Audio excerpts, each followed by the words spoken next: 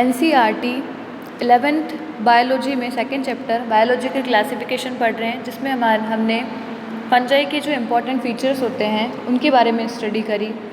आज हम classes of जो फंजाई होती है उनकी स्टडी करेंगे, जिसमें पहला फाइकोमाइसीटीज़ है, सेकेंड एस्कोमाइसीटीज़, थर्ड बेसिडियोमाइसीटीज़ एंड फोर्थ ड्यूटेरोमाइसीटीज़ की स्टडी करेंगे।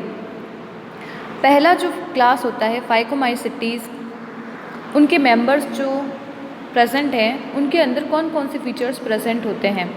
तो फर्स्ट उनका हैबिटेट कैसा होता है, वो कहाँ पाए जाते हैं। तो फर्स्ट जो फाइकोमाइसीटीज़ के मेंबर होते हैं, aquatic habitat and on decaying wood in moist and damp places और as obligate parasite on plant. Phycomycetes के जो मेंबर होते हैं वो एक्वेटिक हैबिटेट के होते हैं। हैबिटेट का मतलब होता है कि उनका लिविंग प्लेस जो है वो एक्वेटिक मतलब वाटर के अंदर, और decaying wood in moist and damp places, जो गहरे जगह होती है वहाँ पर जो सड़ी गली लकड़ी अगर कहीं प्रेजेंट है तो वहाँ पर ये फंजाई प्रेजेंट हो सकती है। ऑब्लिगेट पैरासाइट्स ऑन प्लांट्स, इसका मतलब ये है कि कुछ फंजाई ऐसी भी होती है जो अपना न्यूट्रिशन केवल प्लांट्स से ही ले सकती है, उनको ऑब्लिगेट पैरासाइट कहा जाता है। फाइकोमाइसीटीज़ मेंबर का माइसीलियम किस टाइप का होता है। हमने पढ़ा है हमारे प्रीवियस वीडियो के अंदर कि माइसीलियम हम किसको कहते हैं। फंजाई का जो मेन बॉडी स्ट्रक्चर होता है वो कई सारे नेट लाइक स्ट्रक्चर से मिलकर बना होता है और उसी को हमने माइसीलियम कहा था। तो फाइकोमाइसीटीज़ के मेंबर जो हैं उनका माइसीलियम किस टाइप का होता है। इसका जो माइसीलियम होता है उसके अंदर सेप्टा जो है वो प्रेजेंट नहीं होते हैं, मतलब डिवाइड नहीं होता उसका बॉडी स्ट्रक्चर जो होता है।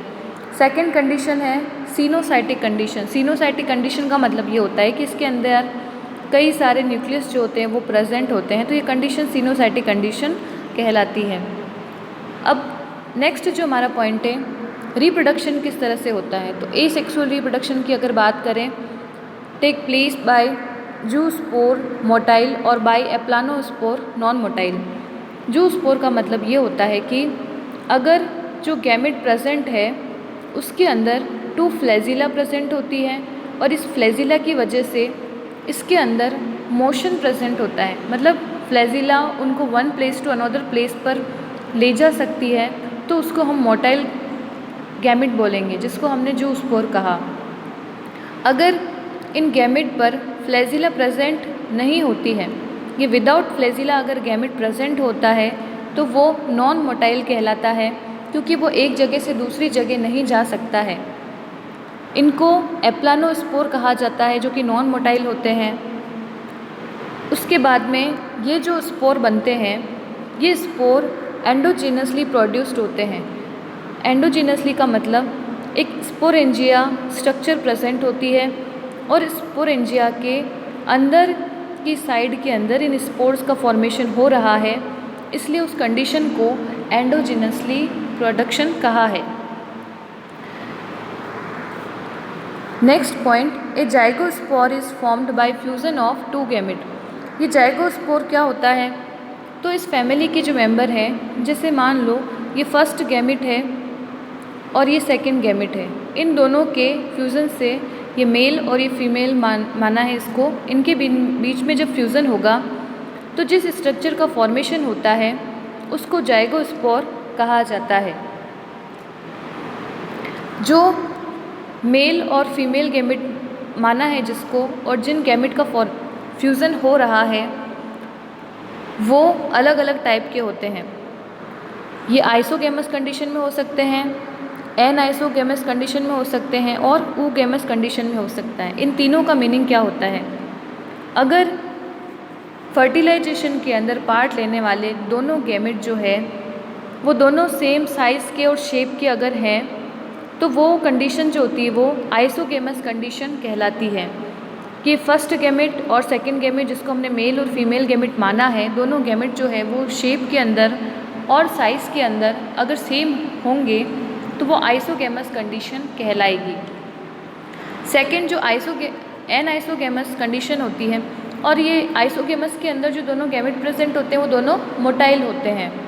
सेकंड जो एनआइसोगेमस कंडीशन होती है उसके अंदर जो हमारा फर्स्ट गैमेट होता है वो साइज़ के अंदर छोटा, मोटाइल, और सेकंड जो होता है वो साइज़ के अंदर बड़ा होता है और मोटाइल होता है। अब ये दोनों भी मोटाइल हो सकते हैं और नॉन मोटाइल भी हो सकते हैं। इनका एनआइसोगेमस के अंदर इनका शेप साइज़ जो होता है वो थोड़ा उनका डिफरेंस होता है। थर्ड जो टाइप होता है वो oogamous टाइप होता है। oogamous टाइप के अंदर जो वन गैमेट होता है वो मोटाइल होता है, उसके ऊपर फ्लैजिला प्रेजेंट होती है। जैसे ये फर्स्ट हमारा जो मेल गैमेट हमने बनाया है वो मोटाइल होता है, और जो सेकंड गैमेट होता है वो साइज़ के अंदर काफ़ी बड़ा होता है और नॉन मोटाइल कंडीशन के अंदर प्रेजेंट होता है। तो इन दोनों के बीच में अगर फ्यूज़न हो रहा है तो वो कौन से टाइप का होगा? oogamous टाइप का होगा। इसका मतलब ये है कि अगर दोनों गैमेट जो है वो साइज़ के अंदर सेम है तो वो आइसोगेमस टाइप का फ्यूज़न हो जाएगा। अगर दोनों साइज़ के अंदर, शेप के अंदर अगर डिफरेंस है तो एनआइसोगेमस टाइप का फ्यूज़न हो जाएगा। अगर वन मोटाइल है, सेकंड नॉन मोटाइल कंडीशन में प्रेजेंट है तो उसका फ्यूज़न oogamous टाइप का हो जाएगा। फाइकोमाइसिटीज मेंबर के एग्जाम्पल कौन से हैं? तो उसके अंदर पहला एग्जाम्पल म्यूकर, सेकंड राइजोपस है। राइजोपस जो होता है वो ब्रेड पे प्रेजेंट होता है। थर्ड जो है वो एल्बुगो है। एल्बुगो द पैरासाइटिक फंजाई होती है, मस्टर्ड पर प्रेजेंट होती है। एल्बुगो वाइट रस्ट ऑफ टूसीफेरी जो होता है वो डिजीज़ करता है। तो इस तरह से इम्पॉर्टेंट कैरेक्टर्स ये फाइकोमाइसिटीज़ क्लास के होते हैं। सेकंड जो हमारी क्लास होती है वो एस्कोमाइसिटीज़ होती है। एस्कोमाइसिटीज़ के जो मेंबर होते हैं उनके क्या फीचर्स होते हैं? एस्कोमाइसिटीज़ के जो मेंबर होते हैं उनको सेक फंजाई भी कहा जाता है। सेक फंजाई थैले की जैसी स्ट्रक्चर होती है इसकी, इसलिए इसको सेक फंजाई भी कहा जाता है। एस्कोमाइसिटीज़ के जो मेंबर होते हैं वो मोस्टली मल्टी सेलुलर होते हैं। जैसे एग्जाम्पल पेनिसिलियम होता है। कुछ यूनिसेलुलर भी होते हैं, जैसे यीस्ट हो जाएगा। यीस्ट के अंदर एग्जाम्पल जो होता है वो सैक्रोमाइसीस है। यीस्ट का यूज़ जो होता है वो ब्रेड और अदर जो डेयरी प्रोडक्ट्स होते हैं उनके फॉर्मेशन के अंदर किया जाता है एज ए फर्मेंटेशन करवाने के लिए। और जो हमारा मल्टी सेलुलर फंजाई होता है एस्कोमाइसिटीज़, उसके अंदर हमने पेनिसिलियम पढ़ा, और पेनिसिलियम जो होता है वो फर्स्ट एंटीबायोटिक जो डिस्कवर किया बाय अलेक्जेंडर फ्लेमिंग के द्वारा डिस्कवर किया गया एंटीबायोटिक होता है वो होता है। उसके बाद में इनका हैबिटेट क्या होता है? एस्कोमाइसिटीज़ के मेंबर जो होते हैं वो कहाँ पाए जाते हैं? तो they are saprophytic, decomposer, parasitic और कॉप्रोफाइलस। सेप्रोफाइटिक का मतलब और ये होता है कि डेड ऑर्गेनिक मैटर से अगर वो अपना न्यूट्रिशन लेता है तो वो सेप्रोफाइटिक हो जाएगा। डीकम्पोजर का मतलब ये होता है कि वो बड़े बड़े जो लार्ज डेड ऑर्गेनिक मैटर होते हैं उनको डीकम्पोज करके स्मॉल पार्टिकल्स में बदल रहा है और उनसे अगर अपना न्यूट्रिशन ले रहा है तो वो डीकम्पोजर हो जाएगा। पैरासाइटिक का मतलब अपने न्यूट्रिशन के लिए वो लिविंग प्लांट और एनिमल पर डिपेंड होता है, पैरासाइटिक। और कॉप्रोफाइलस का मतलब ये होता है कि अगर फंजाई डिपेंड होता है काऊ डंग पर, जो वेस्ट मटेरियल होता है उनके ऊपर अगर डिपेंड है न्यूट्रिशन के लिए तो उनको कॉप्रोफाइलस कहा जाता है, growing on dung. Next ascomycetes के जो मेंबर होते हैं उनका माइसीलियम किस टाइप का होता है? तो उनका माइसीलियम ब्रांच्ड होता है और सेप्टेड होता है। जिस तरह से अगर ये माइसीलियम है तो उसके अंदर इस तरह से सेप्टा प्रेजेंट होते हैं और ये ब्रांच्ड होता है। इसका मतलब इस तरह से इसके अंदर कई सारी ब्रांचेस जो होती है वो प्रेजेंट होती है। तो इस तरह से इस एस्कोमाइसिटीज़ के मेंबर की स्ट्रक्चर होती है। अगर हम नेक्स्ट बात करें कि इनके अंदर रिप्रोडक्शन किस तरह से हो रहा है, तो एस्कोमाइसिटीज़ के मेंबर में asexual spore are conidia produced exogenously on the special mycelium called conidiophore. जो एस्कोमाइसिटीज़ के मेंबर होते हैं उनके अंदर जो एसेक्सुअल स्पोर प्रेजेंट होते हैं वो कॉनिडिया कहलाते हैं। और ये कॉनिडिया एक स्पेशल स्ट्रक्चर पर फॉर्म होते हैं, इनको कॉनिडियोफोर कहा जाता है। एक्सोजीनसली का मतलब होता है कि बाहरी तौर पर बनना। जैसे ये इस तरह से स्ट्रक्चर प्रेजेंट है, इसको कॉनिडियोफोर कहा जाता है। कॉनिडियोफोर, इस कॉनिडियोफोर पर बाहर की तरफ कई सारे स्पोर का फॉर्मेशन होता है, इस तरह से लाइन के अंदर। ये जो ईच स्पोर होता है जो कि बाहरी तौर पर उत्पन्न हुआ है, डेवलप हुआ है, उसको कॉनिडिया कहा जाता है। और ये कॉनिडिया जर्मिनेट होकर के आगे माइसीलियम का फॉर्मेशन करता है। तो इसका जो लोअर पार्ट होता है जिसके ऊपर ये कॉनिडिया लगे हुए हैं उसको कॉनिडियोफोर कहा जाता है। और ये सभी कॉनिडिया कहलाते हैं जो कि एक लाइन के अंदर एक्सोजीनसली डेवलप होते हैं। एक्सोजीनसली मतलब इसकी स्ट्रक्चर से बाहर की ओर बन रहे हैं, इसलिए एक्सोजीनसली। अगर सेल के अंदर बनते हैं तो एंडोजीनसली, और अगर बाहर बनते हैं तो उसको एक्सोजीनसली कहा जाता है। इन कॉनिडिया से जर्मिनेट होकर के माइसीलियम का डेवलपमेंट होता है। जो एस्कोमाइसिटीज़ के अंदर सेक्सुअल स्पोर होते हैं उनका भी अलग नाम होता है। एसेक्सुअल स्पोर को तो कॉनिडिया कहा है, और सेक्सुअल स्पोर जो होते हैं उनको एस्कोस्पोर कहा जाता है, which are produced endogenously in a sac like asci structure ascus के अंदर फॉर्म होते हैं। These asci are arranged in different types of fruiting bodies called ascocarp. इसका मतलब ये होता है कि जो कॉनिडिया से डेवलप्ड स्ट्रक्चर होती है वो आगे माइसीलियम बनाती है और सेक्सुअल रिप्रोडक्शन के अंदर एक स्पेशल टाइप के स्पोर का फॉर्मेशन करती है और एक सैक लाइक स्ट्रक्चर बनाती है जो सेक्सुअल रिप्रोडक्शन के वजह से एक स्ट्रक्चर का फॉर्मेशन होता है। तो सेक्सुअल रिप्रोडक्शन के द्वारा जो फंजाई के अंदर उसकी बॉडी स्ट्रक्चर बनती है उस बॉडी को फ्रुक्टिंग बॉडीज़ कहा जाता है, और उसी फ्रुक्टिंग बॉडी का नाम जो होता है वो एस्कोकार्प होता है।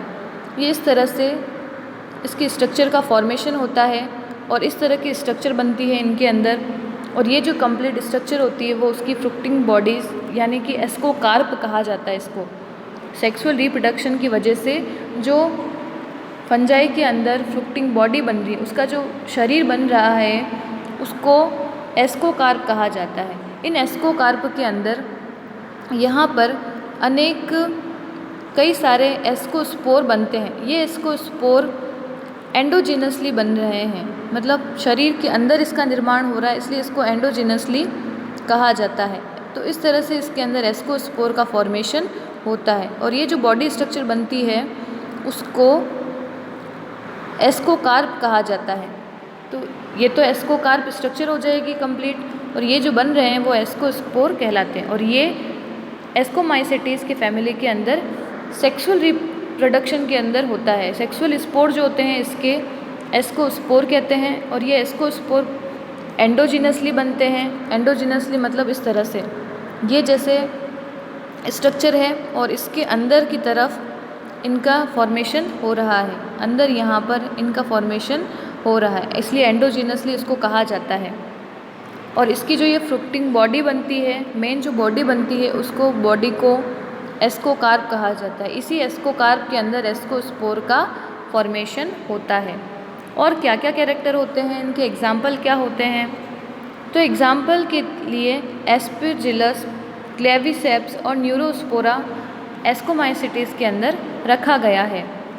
न्यूरोस्पोरा बहुत ही इम्पोर्टेंट होता है क्योंकि इसके ऊपर कई सारे जेनेटिक्स के एक्सपेरिमेंट जो है वो किए गए हैं। जिस तरह एनिमल्स के अंदर सबसे ज़्यादा जेनेटिक्स से रिलेटेड जो एक्सपेरिमेंट किए गए वो ड्रोसोफिला फ्लाई पर किए गए हैं, इसी तरह प्लांट्स के अंदर जो एक्सपेरिमेंट जेनेटिक्स पे किए गए हैं वो सबसे ज़्यादा जो है वो न्यूरोस्पोरा पर किए जाते हैं। इसीलिए न्यूरोस्पोरा को प्लांट किंगडम का ड्रोसोफिला भी कहा जाता है। Many members like morels and truffles are edible and considered delicacies। इनको भी इनके अंदर इंक्लूड किया गया, मॉरेल्स को, ट्रफल्स को भी एस्कोमाइसिटीज़ के अंदर इंक्लूड किया गया है। थर्ड जो हमारी क्लास होती है वो बेसिडियोमाइसिटीज़ है। हम बेसिडियोमाइसिटीज़ की स्टडी करेंगे।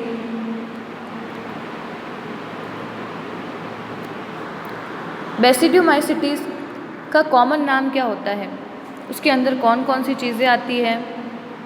तो basidiomycetes commonly known as mushroom, bracket fungi और पफ बॉल उनको कहा जाता है। बेसिडियोमाइसिटीज़ के जो मेंबर होते हैं उनको they grow in soil, on logs and tree stump and in living plant bodies as parasite that is rust and smut. Basidiomycetes के जो मेंबर होते हैं वो सॉइल के अंदर, पेड़ के तने पर, उन पर, प्लांट बॉडी पर पैरासाइट के तौर पर पाए जाते हैं और प्लांट के अंदर ये रस्ट और स्मट डिजीज़ जो होता है वो डेवलप करते हैं, जो कि हमने रस्ट और स्मट डिजीज़ के बारे में हमने वीट के अंदर पढ़ा था, जिसके अंदर वीट के जो जितने भी ग्रेन्स होते हैं वो सभी ब्लैक पाउडरी फॉर्म के अंदर चेंज हो जाते हैं और वीट की जो लीव्स होती है वो भी चेंज हो जाती है, उनके ऊपर वाइट पाउडर जैसी स्ट्रक्चर डेवलप बन जाती है। तो ये जो डिज़ीज़ होती है उसको रस्ट और स्मट डिजीज़ कहा जाता है, जो कि वीट के अंदर होती है। और ये रस्ट और स्मट डिजीज़ अगर वीट के अंदर पूछा जाए तो किसके द्वारा होती है, तो बाय फंजाई होती है। और कौन से मेंबर होता है उसका क्लास होती है, तो बेसिडियोमाइसिटीज़ होती है उसकी।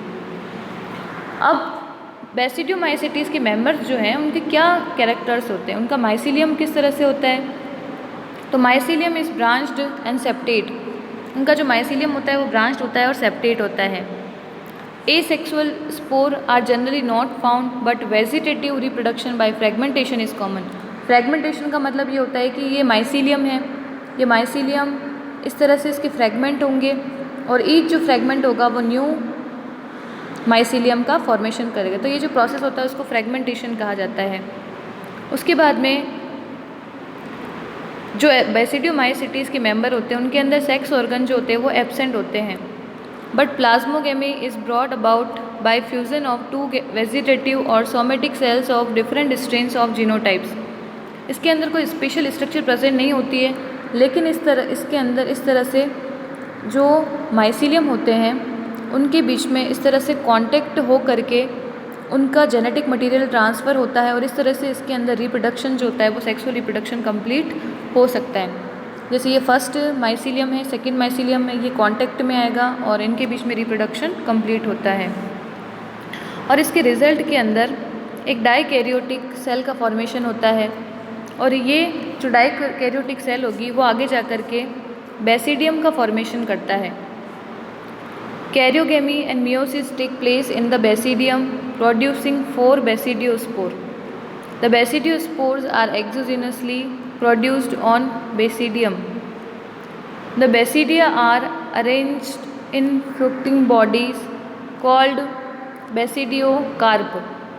इसका मतलब ये है कि सेक्सुअल रिप्रोडक्शन होने के बाद में जो बेसिडियम बनते हैं वो आगे जाकर के बेसिडियोमाइसिटीज़ के भी बॉडी का स्ट्रक्चर फॉर्मेशन करते हैं और जो बेसिडियोमाइसिटीज़ की बॉडी होती है उसको बेसिडियोकार्प कहा जाता है। ये बेसिडियोकार्प की स्ट्रक्चर इस तरह से होती है, राउंड स्ट्रक्चर, और यहाँ पर इसके अंदर ये स्पोर प्रेजेंट है।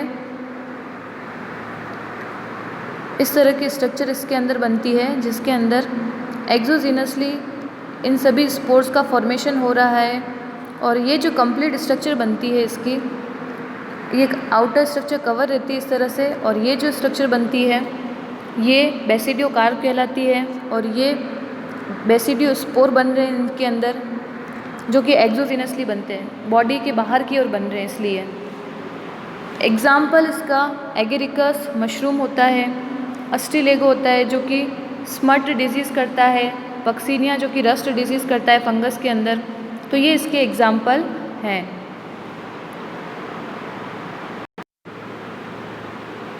नेक्स्ट जो क्लास होती है फंजाई के अंदर वो ड्यूटेरोमाइसिटीज़ होती है। ड्यूटेरोमाइसिटीज़ को इम्परफेक्ट फंजाई कहा जाता है। इम्परफेक्ट फंजाई इसलिए कहा जाता है बिकॉज ओनली द एसेक्सुअल और vegetative phase of these fungi are known. क्योंकि ड्यूटेरोमाइसिटीज़ के अंदर ट्रू जो सेक्सुअल रिप्रोडक्शन होता है वो प्रेजेंट नहीं होता है, उनके अंदर हमेशा एसेक्सुअल रिप्रोडक्शन ही होता है, इसलिए इन मेंबर्स को इम्परफेक्ट फंजाई कहा जाता है। क्योंकि इसके अलावा जितनी भी क्लास होती है फंजाई की उनके अंदर सेक्सुअल रिप्रोडक्शन जो है वो बताया गया है, उनमें प्रेजेंट होता है। और जो भी फंजाई जो नई खोजी जा रही है उनके अंदर भी अगर एसेक्सुअल रिप्रोडक्शन ही होता है, सेक्सुअल रिप्रोडक्शन के बारे में मालूम नहीं है, तो उन सभी को भी ड्यूटेरोमाइसिटीज़ के अंदर रखा जाता है और उनको इम्परफेक्ट फंजाई कहा जाता है। इम्परफेक्ट इसीलिए कहा गया है क्योंकि उसके अंदर सेक्सुअल रिप्रोडक्शन जो होता है वो एब्सेंट होता है। When the sexual form of these fungi were discovered, they were moved into classes they rightly belong to. और जितने भी नए खोजे जा रहे हैं उनके अंदर भी अगर उन रिप्रोडक्शन के बारे में पता नहीं है तो उनको सभी को ड्यूटेरोमाइसिटीज़ के अंदर रखा गया है। अगर आगे भी उनके अंदर अगर सेक्सुअल रिप्रोडक्शन मिल गया तो उनको उनके रिप्रोडक्शन के आधार पर उनकी जो क्लास होगी उनके अंदर रख दिया जाएगा। It is possible that the asexual and vegetative stage have been given one name and placed under Deuteromycetes, and the sexual stage another and placed under another class. Later, when the linkage were established, the fungi were correctly identified and moved out of Deuteromycetes. इसका मतलब ये होता है कि एक बार अगर कोई नई फंजाई डिस्कवर हुई है और उसके अंदर अगर रिप्रोडक्शन के बारे में अभी तक कुछ भी पता नहीं है तो उनको ड्यूटेरोमाइसिटीज़ में रख दिया जाता है पहले। जब डिस्कवरी कंटिन्यू की जाती है और अगर उसके अंदर सेक्सुअल रिप्रोडक्शन का टाइप मिल गया तो उनको ड्यूटेरोमाइसिटीज़ से हटा करके उनकी जो भी क्लास होगी वहाँ तक उनको रख दिया जाएगा, वहाँ उनको ले जाया जाएगा। Once perfect sexual stages of members of deuteromycetes were discovered, they were often move to ascomycetes and basidiomycetes. तो अगर एस्को कार्प का फॉर्मेशन होगा या एस्को स्पोर बनेंगे तो उनको एस्कोमाइसिटीज़ के अंदर, और अगर बेसिडियोमाइसिटीज़ के जैसे रिप्रोडक्शन होगा तो उनको बेसिडियोमाइसिटीज़ के अंदर रख दिया जाएगा। The deuteromycetes reproduce only by asexual spore known as conidia. The mycelium is septate and branched. Some members are saprophytes और parasites while large number of them are decomposer of litter and help in mineral cycling। तो इनके जो members होते हैं वो septate होते हैं और ब्रांच्ड होते हैं, सेप्रोफाइट होते हैं, डेड ऑर्गेनिक मैटर से अपना रिप्रोडक्शन लेते हैं, पैरासाइट कंडीशन में प्रेजेंट हो सकते हैं। पैरासाइट का मतलब होता है लिविंग ऑर्गेनिज्म से अपना न्यूट्रिशन लेना, और मिनरल साइकिलिंग के अंदर भी पार्ट लेते हैं। डीकम्पोजर का मतलब ये होता है कि जो हार्ड बड़े बड़े मॉलिक्यूल्स होते हैं ऑर्गेनिक मैटर के, उनको स्मॉल पार्टिकल्स के अंदर चेंज करना, उनके मिनरल्स होते हैं उनको फ्री करना। इनके एग्जाम्पल जो अभी तक देखे गए ड्यूटेरोमाइसिटीज़ के, उसके अंदर ऑल्टरनेरिया, कॉलेटोट्राइकम और ट्राइकोडर्मा इनके एग्जाम्पल, जिसमें ऑल्टरनेरिया और कॉलेटोट्राइकम इम्पॉर्टेंट होते हैं। तो इस तरह से आज हमने फंजाई की सभी क्लासों की स्टडी करी कि कौन कौन सी उनकी क्लासें होती हैं और उनके क्या कैरेक्टर्स होते हैं।